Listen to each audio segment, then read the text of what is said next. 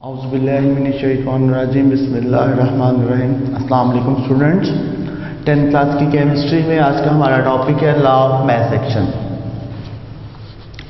Law of mass action 1869 में दो scientist थे, उनमें से एक का नाम था गोल्डबर्ग और दूसरे का नाम था वेग। इन दोनों साइंटिस्ट ने 1869 में एक लॉ पेश किया जिसे नाम दिया जाता है लॉ ऑफ मास एक्शन। अब लॉ ऑफ मास एक्शन के अंदर हम लोग स्टडी करते हैं एक रिलेशनशिप जो कि होता है इक्विलिब्रियम कांस्टेंट के लिए। अब लॉ ऑफ मास एक्शन की अगर डिटेल में जाएं तो उसमें आप लोगों ने याद रखना है, इसमें कंसर्न किया जाता है किसी भी रिएक्शन के एक्टिव मास को, किसी भी रिएक्शन के एक्टिव मास को। इसको दो हिस्सों में डिवाइड कर सकते हैं। पहले हिस्से में यह बताया जाता है the rate at which a substance react is directly proportion to its active mass, और इसके दूसरे हिस्से में हम कह सकते हैं and the rate of reaction is directly proportional to the product of the active masses of the reacting substances। पहले हिस्से में हम रेट ऑफ रिएक्शन को, किसी भी रिएक्शन के रेट को रिलेट करते हैं उसके एक्टिव मास के साथ। तो किसी भी रिएक्शन का जो रेट होता है वो डायरेक्टली प्रोपोर्शन होता है उसके एक्टिव मास के, और फिर यही जो रेट ऑफ रिएक्शन होता है वो डायरेक्टली प्रोपोर्शन होता है to the product of active masses of the reacting substance. अब यहां पे एक में खाली है एक्टिव मास पहले हिस्से में, और दूसरा है product of the active masses of the reacting substance. मतलब ये कि याद रखें, कोई भी रिएक्शन उसका रेट उतना ज़्यादा होगा जितना उसका एक्टिव मास ज़्यादा होगा। एक्टिव मास और रेट ऑफ रिएक्शन दोनों एक दूसरे के डायरेक्टली प्रोपोर्शन होते हैं, और यही वाला जो रेट ऑफ रिएक्शन होता है वो डायरेक्टली प्रोपोर्शन होता है product of active masses of the reacting substance. यानी किसी भी रिएक्शन में अगर दो प्रोडक्ट्स हैं, दो रिएक्टेंट्स हैं, तो उनका जो प्रोडक्ट होगा वो डायरेक्टली प्रोपोर्शन होगा किसके? रेट ऑफ रिएक्शन के, रेट ऑफ रिएक्शन के। अब रेट ऑफ रिएक्शन दो किस्म के हो सकते हैं। किसी भी केमिकल रिएक्शन में एक रिएक्शन होता है फॉरवर्ड और एक होता है रिवर्स।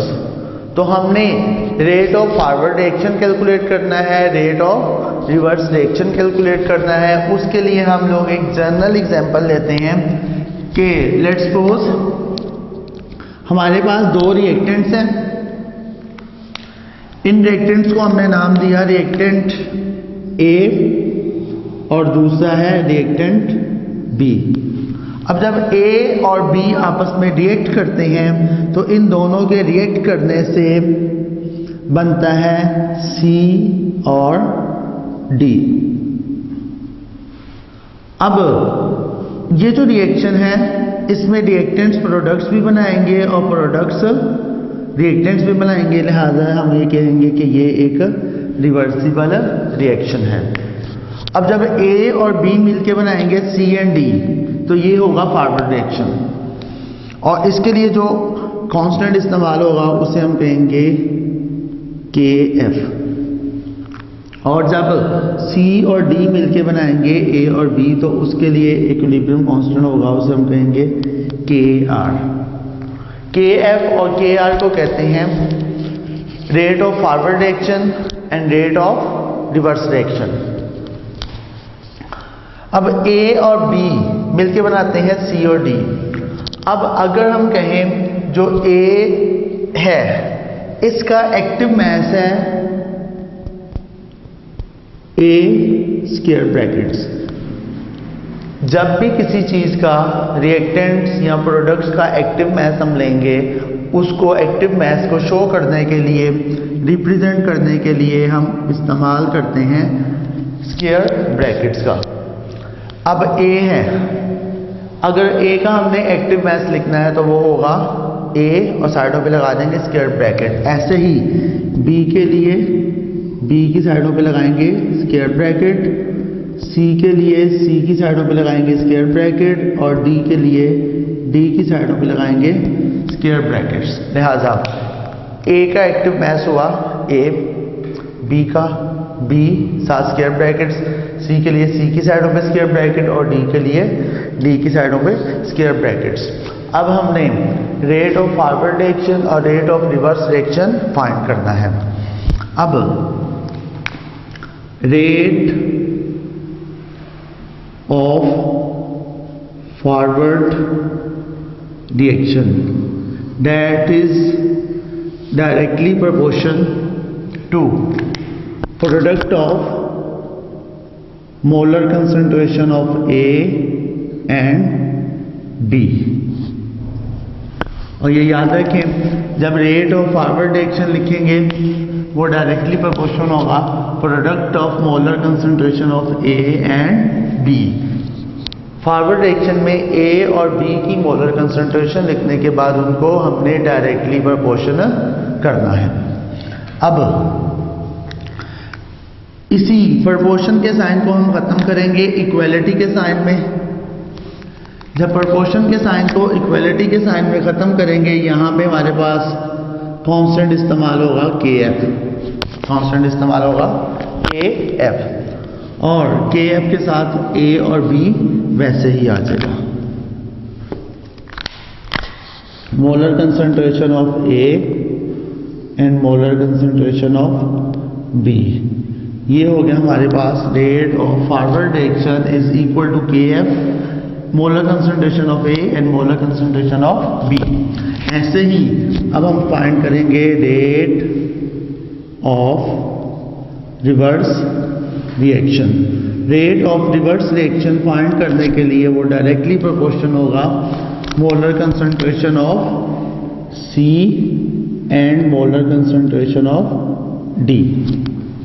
ऐसे ही प्रोपोर्शनैलिटी के साइन को इक्वलिटी में चेंज करेंगे तो यहाँ पे कांस्टेंट इस्तेमाल होगा के आर, और सी और डी का मोलर कंसंट्रेशन वैसे ही आ जाएगा।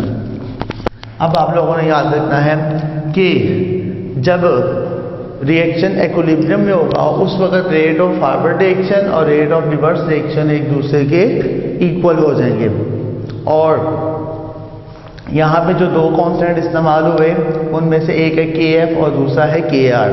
के एफ को कहते हैं कोफिशिएंट ऑफ फॉरवर्ड रिएक्शन और के आर को कहते हैं कोफिशिएंट ऑफ रिवर्स रिएक्शन। अब at equilibrium state rate of forward reaction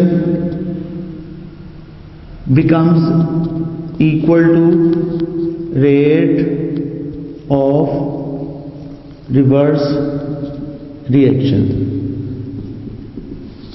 लिहाजा हम दोनों इक्वेशंस को एक दूसरे के इक्वल कर देंगे तो हमारे पास आ जाएगा K F into molar concentration of A and molar concentration of B, that will be equal to K R molar concentration of C and molar concentration of D.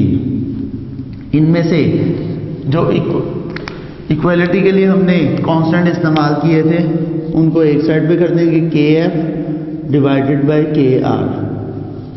ऐसे ही जो मोलर कंसंट्रेशन है उनको एक साइड पे कर देंगे।